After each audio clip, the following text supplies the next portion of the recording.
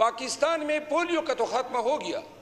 जहाँ पे एक केस पोलियो का निकल आता है पूरे निज़ाम ममलिकत जो है वो डगमगा जाती है। पोलियो अव्वलीन तरजीह है और पाकिस्तानियों की, पाकिस्तान की जो तहफ़्फ़ुज़ हैं वो तरजीह नहीं रही है। आए दिन ये चाइनीज़ यहाँ पे अगर यहाँ पे उनको मारा जाता है। ये भाई साहब आप वीडियो जो बना रहे हैं दिस इज नॉट अप्रोप्रिएट। जो मारा जाता है, ये MNA साहब जो वीडियो बना रहे हैं, ये नाकामी किसकी है जी? खामोशिया जरा प्लीज एक मिनट। अपना आमिर डोगर साहब क्या ये मुनासिब है? ये जो आए दिन हम खामोशियां ऐवान में आमिर डोगर साहब ये मुनासिब है? आप खैर इकबाल साहब छोड़ दें जी। मैं अर्ज करता हूँ, ये खामोशी 1 मिनट की इख्तियार करने से क्या ये चाइनीज के दुख का मदावा होगा? हम अमलन क्या कर रहे हैं? आए दिन फॉरेन नेशनल मारे जा रहे हैं, इन्वेस्टमेंट खत्म है, मुल्क में तबाही है।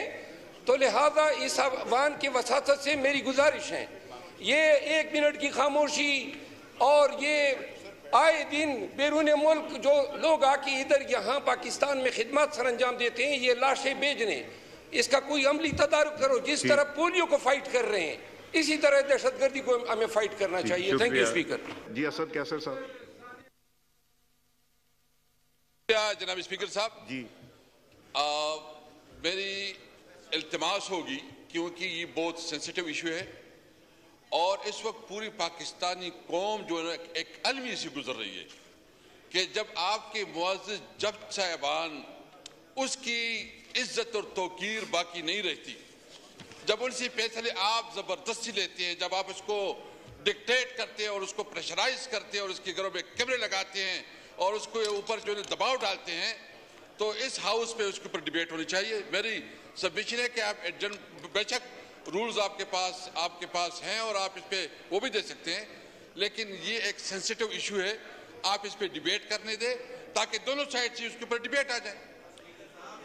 असद साहब जो इशू है ना जी सब्जुडिस होने का, उसको बड़े सेंसिटिविटी से देखना पड़ेगा और अगर हुआ तो जरूर देंगे, मगर अगर सब्जुडिस है तो आई थिंक हम इंतजार करेंगे उसका।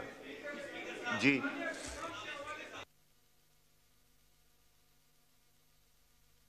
जी गौहर साहब। यस, थैंक यू जनाब स्पीकर, थैंक यू जनाब स्पीकर। स्पीकर साहब, प्राइमरीली जो लेटर गया है जज साहिबान की तरफ से उसमें 2 किस्म के पॉइंट्स हैं। एक तो जज साहिबान ने अपने मुताबिक वो उन इश्यूज़ को पॉइंट आउट किया जिसके थ्रू वो और उनकी फैमिली जा चुकी है, और उसमें जो जिक्र हुआ है वो सिर्फ ये नहीं है कि उन्होंने कहा है कि अदलिया के काम में एक स्पेशली जो डेमोक्रेटिकली कंसिक्वेंशियल केसेस थे, पॉलिटिकल कंसिक्वेंशियल केसेस है, उसमें इंटरफेरेंस हुई है।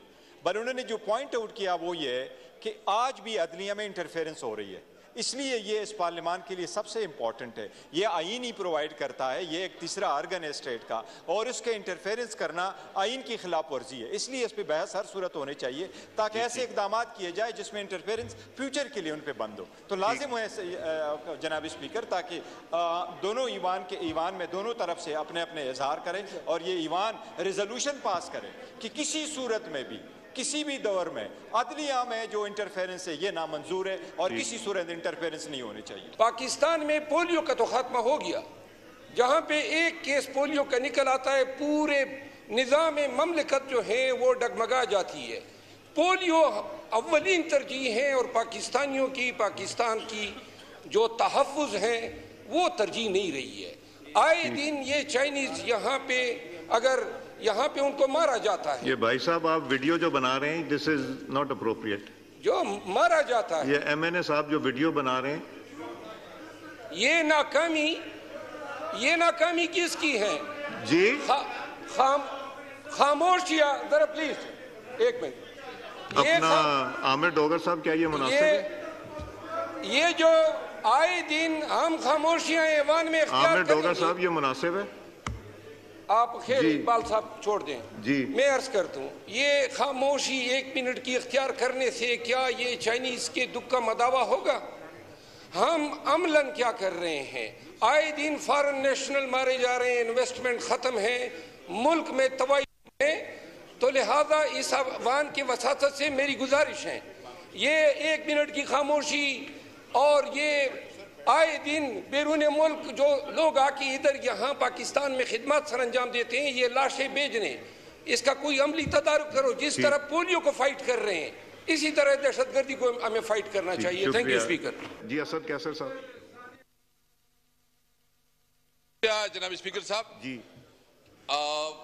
मेरी इल्तिमास होगी, क्योंकि ये बहुत सेंसिटिव इशू है और इस वक्त पूरी पाकिस्तानी कौम जो है एक अलमी से गुजर रही है कि जब आपके मुअज़्ज़िज़ जज साहिबान उसकी इज्जत और तौकीर बाकी नहीं रहती, जब उनसे फैसले आप जबरदस्ती लेते हैं, जब आप उसको डिक्टेट करते हैं और उसको प्रेशराइज करते हैं और उसके घरों में कैमरे लगाते हैं और उसको ऊपर जो है दबाव डालते हैं, तो इस हाउस पे उसके ऊपर डिबेट होनी चाहिए। मेरी सबमिशन है कि आप बेशक रूल्स आपके पास हैं और आप इस पे वो भी दे सकते हैं, लेकिन ये एक सेंसिटिव इशू है, आप इस पे डिबेट करने दें ताकि दोनों साइड से उसके ऊपर डिबेट आ जाए।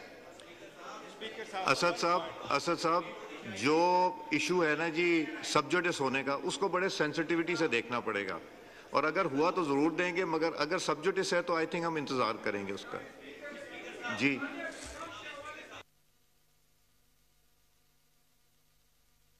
जी, गौहर साहब। यस, थैंक यू जनाब स्पीकर, थैंक यू जनाब स्पीकर।